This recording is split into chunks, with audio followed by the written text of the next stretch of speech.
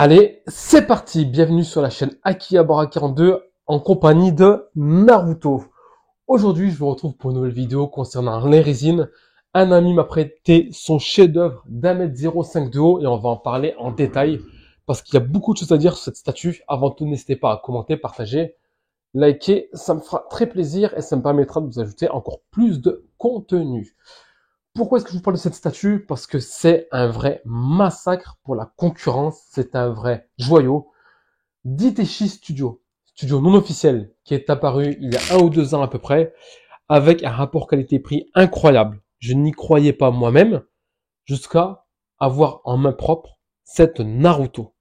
Elle existe en 3 formats, 1/6, 1/4, 1/2, ici vous l'avez compris directement, 1,05 m, c'est du 1/2. 2 cartons de malade, une statue qui avoisine les 35 kilos, une statue de résine quasiment pleine, une statue qui n'a aucun défaut. C'est clair, c'est dit. Une statue qui est en précommande entre 400 et 700 euros en fonction des revendeurs. À ce prix-là, vous avez les frais de port inclus, donc c'est juste incroyable. Quand on se dit que pour, on va dire, les 500 euros en moyenne, on a une statue qui fait 1,05 m, qui fait 34 kilos et qui est pourvue d'aimants, de pain de malade et de sculptes incroyables, comment peut-on expliquer les productions de certains studios avec des statues qui font une trentaine de centimètres à plus de 600 euros pièce? J'appelle ça clairement du foutage de gueule. On en revient à la même chose, c'est pas du officiel, on le sait bien. Mais à côté de ça, on a une pièce qui parle d'elle-même parce qu'elle est ici, elle est ici, et ça, pour moi, regardez ma main, ça, c'est un chef-d'œuvre. C'est un chef-d'œuvre. À savoir qu'ils vont produire la Sasuke qui va avec, qui fera également 1,05 m. Je ne peux que vous dire, foncez chez eux, c'est de la bombe. Alors, on a un socle qui est démoniaque, qui est travaillé d'une façon sublime. On a un Naruto Shippuden, enfin pour moi c'est Shippuden, parce que je connais pas. Je sais qu'il y a Naruto, Naruto Shippuden et Boruto, mais il me semble que cette version, c'est la Naruto Shippuden Hokage ou quelque chose comme ça. C'est juste foufou. C'est juste foufou. Moi, j'avais dit à mon pote, commande là, tu vas recevoir du PVC ou je sais pas quoi. Là, on n'a pas une tête en PVC. Là, on n'a pas de PVC. On a de la résine. On tape, on a l'impression que c'est de la pierre. C'est vraiment une pièce fantastique. Alors que vous soyez fan ou pas de Naruto, pour moi, il faut la posséder. Mais moi qui n'aime pas l'anime Naruto, je suis prêt à en récupérer une sous peu, parce que je me dis, laisser passer des pièces comme ça, si peu chères, c'est juste de la folie. Au niveau de l'occasion, elle va coûter très très très cher à mon avis, s'il y en a en occasion. Parce qu'à mon avis, pour la vendre, soit vous manquez de place, soit vous manquez d'argent, mais c'est pas par dégoût de la statue, vu qu'elle n'a pas de défaut, en mon sens, et je pense pas être le seul à le dire, c'est vraiment un bijou. C'est un bijou de la collection. On va dire que son défaut, ça va être peut-être la place, mais lorsque vous commandez du 1,5 m, vous savez qu'il vous faut de la place, c'est impératif. On ne prend pas du 1,5 m quand on vit dans un 22 mètres carrés. Les 2 cartons sont juste gigantesques. Alors là, j'entends les gens dire oui, mais les cartons, ça prend de la place. Deux solutions. Ou bien vous les stockez si vous pensez qu'un jour vous allez la revendre. Ou bien maintenant, j'ai envie de vous dire, eh bien, écoutez, prenez les cartons, balancez-les. Si vous êtes sûr de la garder, vu le faible coût d'achat, même sans carton, je pense que vous la revendrez toujours le même prix. Il n'y a pas d'ambiguïté à ce jour dessus. Ça, c'est clair et précis. Il avait été notifié lors des précommandes qu'une deuxième tête serait potentiellement disponible. Ça n'a pas été fait. Mais pour le prix, et je dis bien pour le prix, au niveau du format 1,5 m, c'est excusable, on s'en fout. C'est arrivé sans casse, de toute façon je vois pas comment il peut y avoir de la casse, vu le packaging de malade que Diteshi Studio avait prévu. C'est vraiment une statue qui est sublime. Moi, elle me comble. Je suis juste dégoûté de pas en avoir pris une pour moi, à cause de tout ce qui m'est arrivé, mon arrêt de la collection. Mais quand je vois ça, je me dis franchement, si 2024, les studios non off et les off font des produits comme ça à des prix pareils, allez-y, foncez, franchement, régalez-vous. Euh, Franchement, un produit comme ce d'occasion, demain je le vois 1000 euros, je serais pas étonné. Elle va péter, c'est sûr. C'est sûr et certain.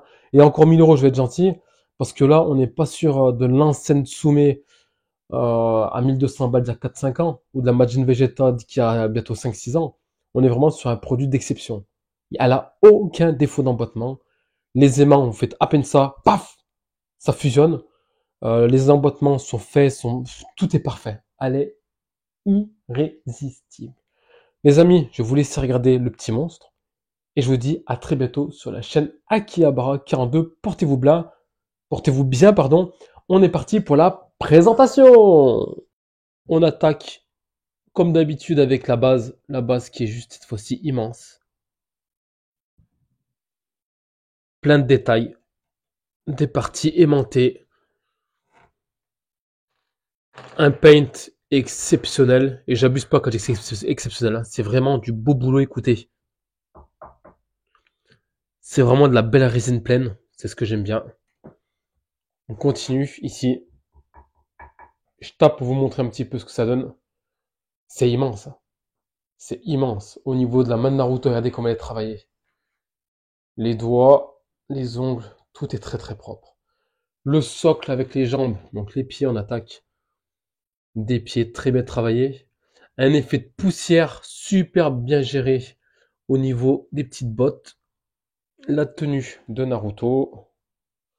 On va monter plus loin. On s'attaque également à cette partie qui est très bien travaillée. C'est super propre. On redescend pour voir les nuages.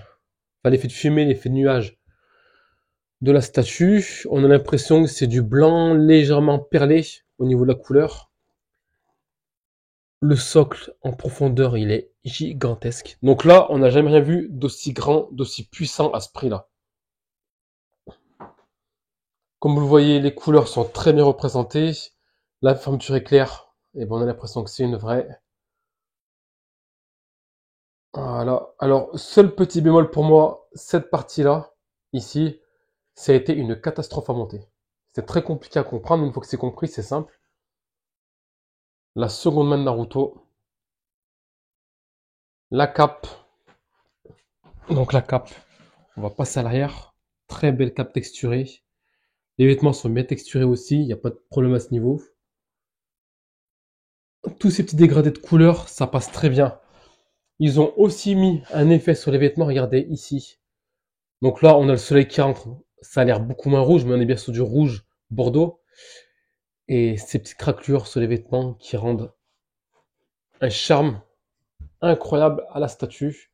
Fermeture éclair jusqu'au bout, hein. Vraiment, les vêtements, chapeau. Il n'y a rien à dire, chapeau. Elle est immense, hein. 1,05 m, je le rappelle. Je suis très pressé de recevoir la Sasuke qui va avec. Et maintenant, le verdict final. La bouche, le nez, le visage. Le visage, c'est une tuerie. Regardez-moi ça. Les cheveux qui sont qualitatifs de fou. Mais d'Itaishi, c'est des fous. Ce sont des fous. Regardez-moi ce visage. Les détails.